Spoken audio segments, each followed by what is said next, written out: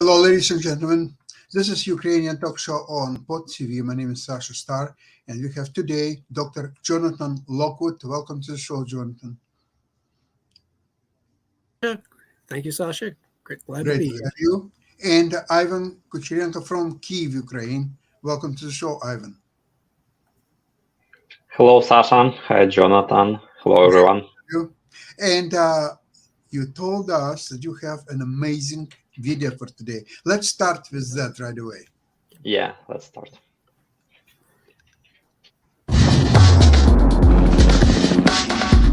Today is Defense Intelligence Day. Under the leadership of Kyrylo Budanov, the Defense Intelligence of Ukraine is one of Ukraine's most secretive institutions. However, even the limited information available about them is impressive. Recently, the intelligence operatives have successfully targeted enemy aircraft on military airfields deep behind enemy lines, orchestrated the capture of an intact Russian Mi-8 helicopter, and landed in the occupied Crimea. They defended the Kyiv region from airborne assaults, made helicopter breakthroughs to the besieged Azovstal, and were the first to land on the Snake Island. Chief Intelligence Officer Kyrylo Budanov has personally participated in numerous raids on occupied territories. The DIU is also actively engaged in information and psychological operations, with one of them featured on their badge. The Russian intelligence badge features a bat, while the Ukrainian one shows an owl. It's worth noting that the traditional prey of the owl is bats.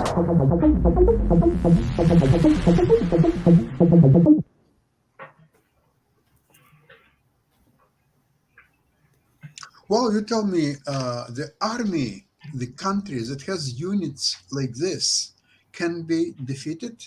I don't think so.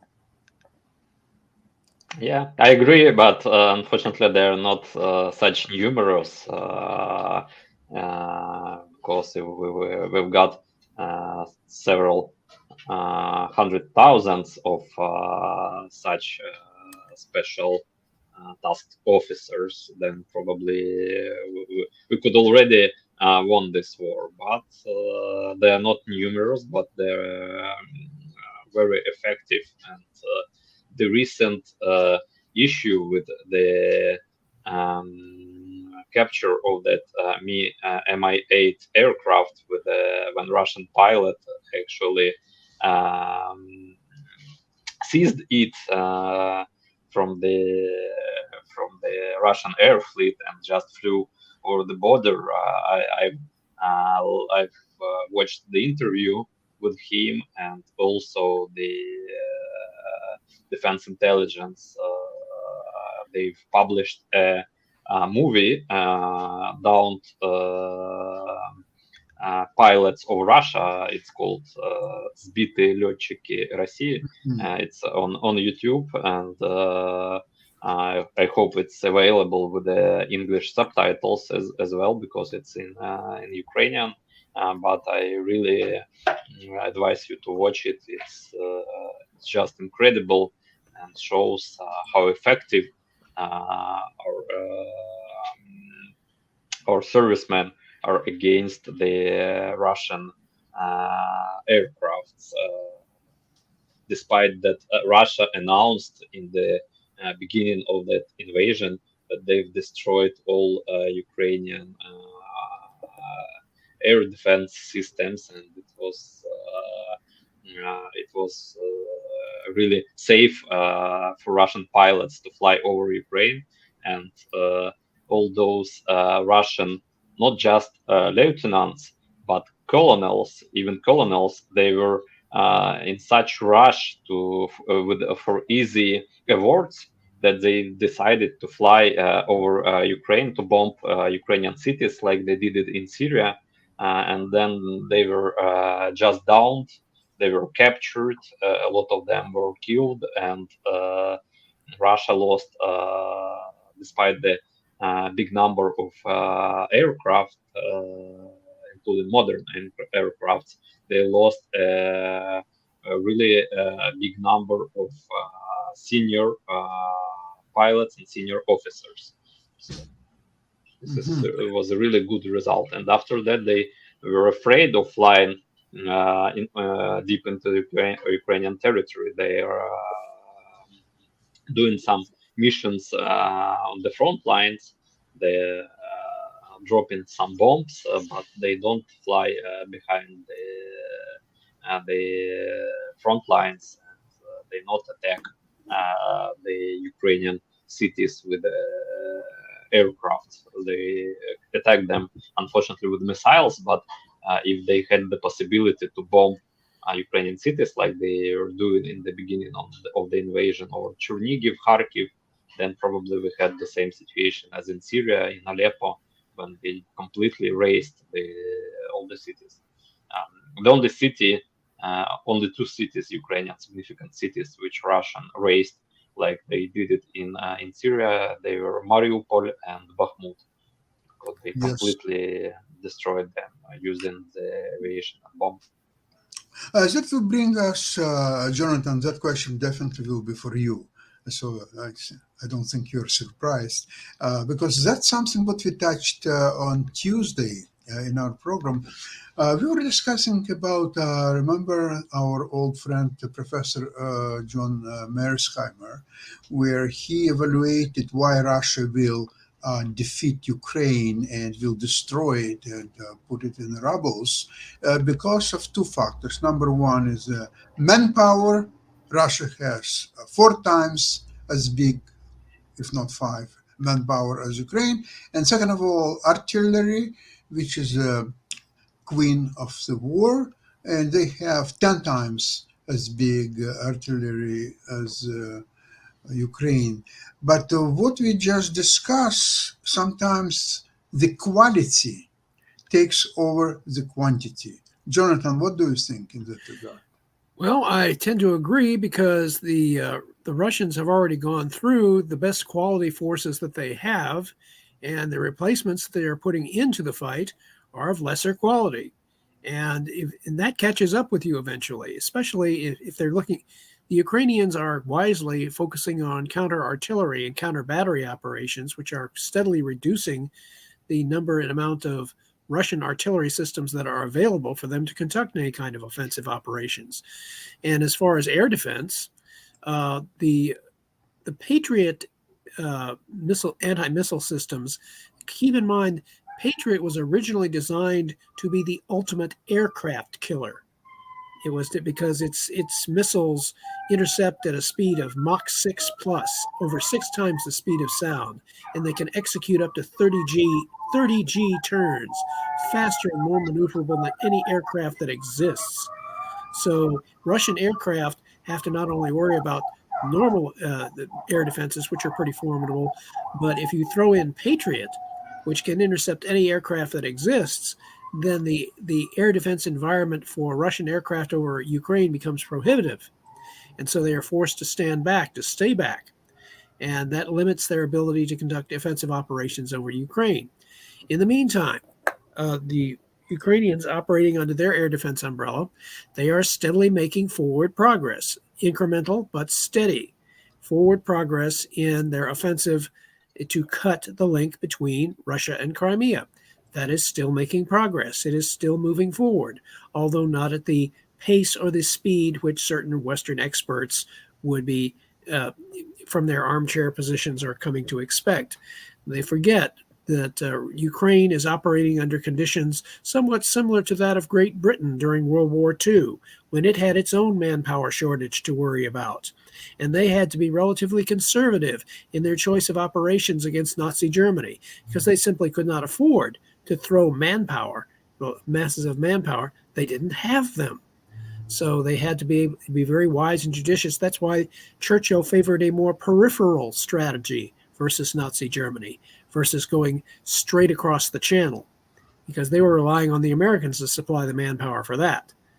So in any case, right now the air defense question, and Mearsheimer's argument, he's arguing on the basis of just sheer mass of numbers and numbers in artillery and manpower, which is a very crude assessment. If you were to look at it crudely, obviously Russia should have had the war won on paper before they even started the war. But here they are withdrawing their massive numbers, and they're not on the offensive. They don't have the initiative. They're on the verge of having their supply link cut between Russia and Crimea. If this is Mearsheimer's idea of victory for the Russians, I'll take vanilla. Jonathan, that his theory reminds me the pure mathematical approach, quasi-mathematical approach reminds me the old story. It was back in the late 60s. The Prime Minister of Ireland, he had a speech where he described Soviet Union as the godless country, anti-democracy, and it's about time to deal with that. So he phoned Brezhnev, who was a general secretary at the time of Soviet Union, and he said that, Mr. Brezhnev, Ireland is declaring the war against Soviet Union. So Brezhnev says, how many tanks do you have? He says, we have 55 tanks. Brezhnev says, we have 12,500 tanks. And how many warplanes do you have? He says, we have 76 warplanes. Brezhnev says, we have 17,500 warplanes. There was a silence, and then he says, the war is cancelled. The war is canceled. Okay. Cancelled. Okay. Yeah. Well, that reminds me of another story. Apparently, again, apocryphal. There was this really great computer they had back in the 1960s, which they were programming to try to predict to try to analyze the result of the Vietnam War. That basically they fed all available information about the United States and its opponent, North Vietnam, and they fed all that information into the computer. And the question was asked to the computer, when will we win? And the computer responded, you won in 1963. So, I mean, yeah, if you're looking just sheerly at numbers, yeah, if you looked at numbers, the Russians won back in 2018. But yeah, so that's ridiculous. You can't use just numbers. Actually, this was why during the start of this invasion, the United States and other Western countries, they were considered that Ukraine will fall that Russia will capture Kiev in 3 days, and Ukraine will fall in a week. And they were just analyzing the number of tanks which Russia had, the number of aircrafts, the number of manpower, but they didn't consider the most important thing, the Ukrainian experience of fighting Russians since 2014, and Ukrainian will for freedom. And they didn't consider that Ukrainians will unite after the start of Russian invasion. Russia and the United States, they were persuaded that Ukrainians will just flee in panic, and one part of Ukrainians will flee in panic, another part of Ukrainians will welcome Russian soldiers with flowers. But the reality actually they were welcome with Molotov different. Cocktails. Yeah. But Ivan, maybe you will address that. I don't understand one thing. Russians already knew that there was a huge fighting for so many years in Donbas region. Okay, they got Crimea without any fight. There was a decision, probably influenced by the France, Germany, not to fight Russians at that time. And then there was a huge resistance in Donbas region. So why Putin and his advisors believed that now, so many years passed, with all the consultation of Ukraine by Western advisors and military buildup, they came to the conclusion that there would be no resistance now in 2022, when there was a resistance for all those 8 years. What do you think, Ivan? I think that their expectations were based on the probably corrupted data which was provided by Russian agents in Ukrainian political society, like Medvedchuk, which Russia paid um, enormous money for bribing the politicians, for bribing the even probably some security officers, and he persuaded his boss in Kremlin that everything is okay, that the society is ready to welcome Russian soldiers with flowers, that the Ukrainian political uh, leadership is weak, and he actually told to Putin and his minions what probably they expected to hear, but he didn't told them the truth. I don't know whether he knew truth or not, but that's one point. Another point, they underestimated the Ukrainian military command, and um, this was I've heard a lot of discussions on that topic, and that Russians always considered Ukrainians pretty weak. They were like some Russian propaganda that drawn Ukrainians like some funny villagers who are drinking horilka, eating some onion and other stuff, and that they're just funny, but they're not power warriors. Actually, Russia. We are talking, not we, but someone are talking about great Russian culture and all their great artists and their great generals, but Russia seized a lot of them. A lot of so-called Russian artists like Malevich were actually Ukrainian. A lot of great Russian scientists like Korolev, who launched Yuri Gagarin to the space, who constructed the Russian, the Soviet rocket, which he was leader of Soviet rocket program. He was Ukrainian, and Russia seized a lot of such persons, and they also seized Cossacks, because the Western world know Cossacks as powerful Russian warriors, but Cossacks were actually Ukrainian. Cossacks appeared in Ukraine, and Cossacks were always fighting for Ukrainian freedom until Russia destroyed their fortifications, the Zaporizhzhia Sich, and they actually enslaved part of them and made them part of Russian army.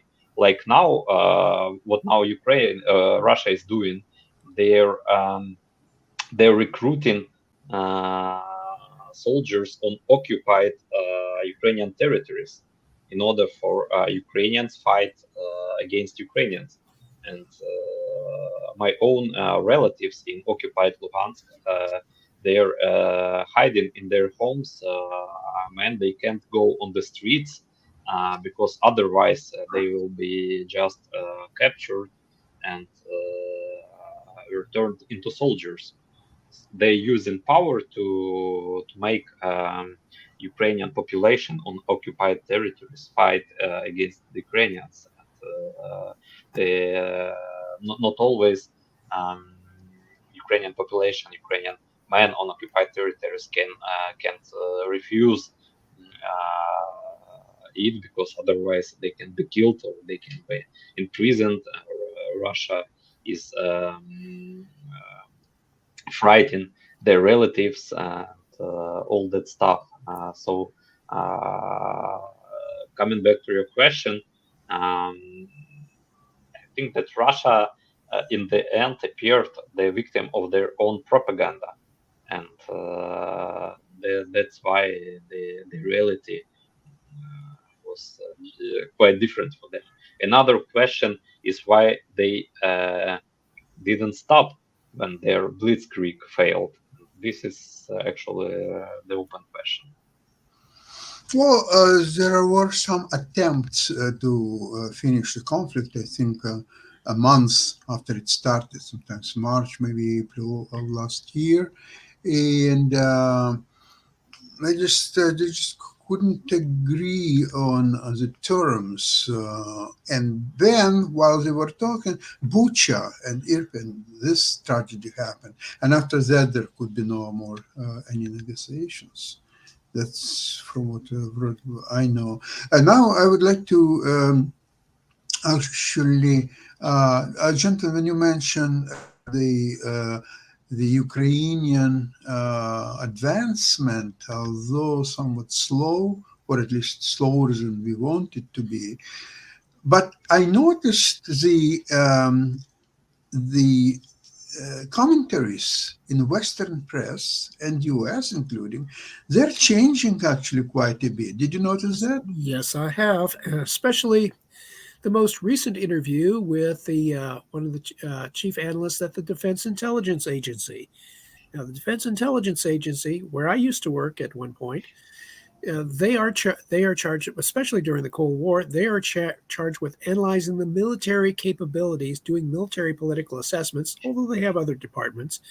But their largest job is analyzing the military and political capabilities of all potential opponents of the United States in the world. And they proportionately, they devote, right now, during the Cold War, obviously there was a huge devotion of the Defense Intelligence Agency's analysts and personnel to analyzing the Soviet threat, to analyzing all aspects of it. It was so specialized at one point that you could have an analyst in the agency building his or her entire career on analyzing one weapon system, the SS-21, for example. They could devote their entire analyzing all aspects of that system. They had that many personnel that they could devote and specialize to each aspect of the Soviet threat. Now, while that is not nearly the case now, they are somewhat more generalized than they were during the Cold War. They still devote a significant amount of their capability to analyzing various aspects of the Russian threat. And so they have a very good capability for assessing what the Russians are doing and are about to do. And so in this case, looking at the Russian-Ukrainian war, which DIA is now devoting a large, I would suppose any reasonable person would say that right now DIA is devoting as much of its capability as possible to analyzing the Russian-Ukrainian war. So therefore, they have their appropriate information, and they have the ability to analyze the situation as it is developing. They have probably come to realize that the Ukrainians are a lot better than they thought, a lot more capable than they thought. And they are seeing that the Ukrainians, analyzing the Ukrainians' military approach and their military doctrine, they are seeing that the Ukrainians have adapted Western aid to their own style of warfare and to their own, tailoring it to their own objectives and capabilities. They are not trying to imitate the Russians and simply throwing mass at the opponent. Instead, they're practicing more finesse in an effort to outmaneuver the Russians, outposition them, and use their superiority in selective ways so as to be able to, for example, the most obvious thing that people are realizing now is cutting off the Crimea from Russian resupply and reinforcement, using combination of air power, artillery, and other means to drones, yes, using all means available to make that supply line and reinforcement line untenable. And eventually, once it is actually severed by the advance of the Ukrainian counteroffensive, once there's actually a severing of it and the Russians can no longer reinforce or resupply, that is what I predict or assess, if you want to call it that That will be the moment when the Ukrainians will throw in their so far uncommitted reserves into an offensive into the Crimea, with the aim of being able to force the surrender of Russian occupation forces that are now isolated and cut off from reinforcement and resupply, force their surrender. Once that surrender is forced, then the Ukrainians can reoccupy Crimea, then switch their forces from occupation of Crimea to driving out the remainder of Russian forces in other occupied areas of Ukraine. And they will have a much stronger hand in the eyes of their Western allies, and they will also have a stronger hand in the eyes of the world in enforcing and pressuring the Russians to call it quits, call it a day, declare an armistice, withdraw from Ukraine, and let's go back to the status quo antebellum. Excellent. And I would like to touch, before we finish our program today, I would like to touch about the visit of Blinken to Ukraine, Kiev. And Blinken is, from what I've heard, is the fiercest friend of Ukraine in all Biden's administration. He is to help as much as possible, to encourage Ukraine, help facilitate, like right now there is discussion about new $24 billion package to Ukraine. And some commentators, they're taking the change of Minister of Armed Forces, the Reznikov, with previously in the last few days there was a visit of very high Ukrainian politicians to Washington, and now just a few days later the Blinken's visit to Kyiv, and it seems to me that's part devoted to streamline Ukrainian processes to kill corruption, at least on the state level, so there will be everything is clean, so there will be much less critics from the Republicans about that you're throwing money and we don't know what's happened to that, or so on. So all that has to be and is being addressed, in my opinion, quite effectively. Ivan, what do you know about this? How in Kyiv people see the visit to Blinken? There were huge traffic jams in Kyiv, and that actually was a sign that someone important came to Kyiv. And another sign of that was Russian missile and drone attack on the night before the visit. They tried to hit Kyiv with the missiles. They were attacking Odessa region with the drones. Luckily, all the missiles which were flying to Kyiv were shot down by Ukrainian anti-air defense, even including the Russian Iskander ballistic missile. Probably it was shot down by Patriot system, which we were talking about. But during the day when Blinken was in Kyiv, Russia committed another war crime in Konstantinivka in Donetsk region, and they hit, unfortunately, that region doesn't have Patriot systems. We don't have much of them, and it was not protected by Patriot, and Russia used it to attack the downtown Konstantinivka, the crowded market in Konstantinivka downtown, with ballistic missile, and for now 17 people are dead and more than 30 are injured. And by this, Russia obviously demonstrates that Blinken or Biden or even Xi Jinping can come to Kiev, but they will just kill Ukrainians, and no one can do nothing against that. Probably this is their position, and they're behaving like terrorists. We already knew that over the video Yes, please. from Konstantinivka, which illustrates how they attacked that peaceful city. Excellent.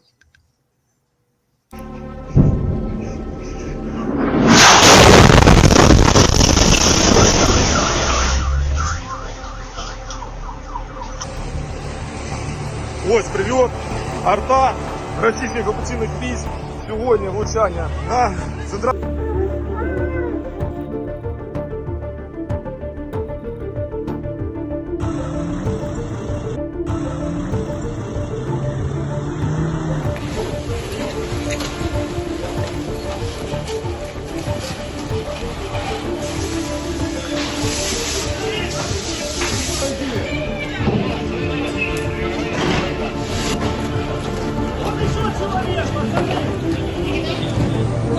Тіло кого?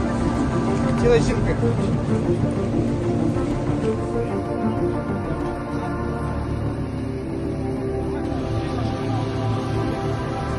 А то вы уже далеко.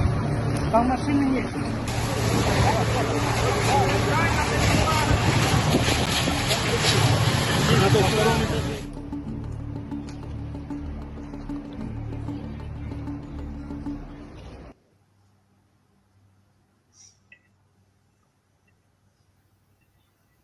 What a grim picture, and it shows just what kind of war Russia is waging against what Putin earlier said that they're our brothers. It's the same people, it's the same nation, and this is exactly what they're saying one thing, they're doing completely different thing. But there will be, of course, a payday sooner or later, and hopefully it will come really, really soon. In the meantime, I would like to thank you very much for participation in today's program. We'll see you Tuesday, same place, same time. Have a great weekend. Bye-bye, everybody. Thank you. Thank you. Bye. Bye-bye.